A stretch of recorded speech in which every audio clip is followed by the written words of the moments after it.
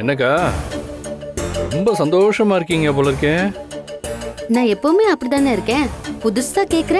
இல்ல இன்னைக்கு எக்ஸ்ட்ராவா ஒரு ஒளிவட்டம் தெரியுது. அதுவா?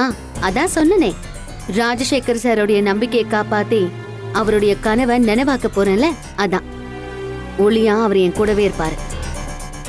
பாவம், அஸ்வினுக்கு கண்ணு கூசுது போல இருக்கு. என்ன அஸ்வின்? நீ ஒரு ஸ்பீச் கொடுத்துருக்கலாம் செல்வம். மகா அசத்துன மாதிரி அசத்தி இருக்கலாம். ஓ, அவ்வளவு இம்ப்ரெஸ் ஆயிட்டியாடா தம்பி நீ? நல்ல விஷயத்த பத்தி எல்லாம் பேசுற?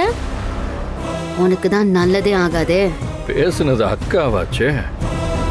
அதுலயும் அந்த ஸ்பீச்ல தான் உங்க பயமும் தெரிஞ்சது. இன்ட்ரெஸ்டிங். பயமா? எனக்கா? ஆமாக்கா, நம்ம பயணம் ஈஸியா இருக்காது. ஆனா யாரும் என்ன தனியா விட்டுட்டு போயிடாதீங்க, எல்லாரும் என் கூடவே இருங்கன்னு அந்த மாதிரி ஏதோ சொல்லிட்டு இருந்தீங்கல்ல. நீ சின்ன பையங்கிறது சரியா தான் இருக்கு தம்பி. தப்பா புரிஞ்சிருக்க. நம்ம வழியில சில பிரச்சனைகள் வரும். ஆனா அதெல்லாம் நமக்கு தூசு மாதிரி. நான் எப்பவும் உங்க கூட தான் இருப்பேன்னு சொல்லிட்டு இருந்தேன். வாய் வாய் தான் முக்கியம் இல்லக்கா. பேசி பேசியே ஜெயிக்கிறது ஈஸி தான்ல.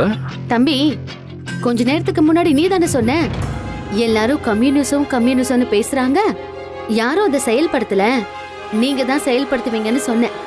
ஞாபகம் இருக்கா உனக்கு? நல்ல ஞாபகம் இருக்கு. அதெல்லாம் சரிதான். வாய் உள்ள புள்ளதான் பொழைக்கும். எனக்கு பேசவும் தெரியும், வேலையை திறமையா செஞ்சு முடிக்கவும் தெரியும். வெளியில போமான்னு சொன்ன கேட்க மாட்டேன். திரும்ப திரும்ப ஏன் இப்படி பண்ணிட்டு இருக்க? போ, வெளியில போ.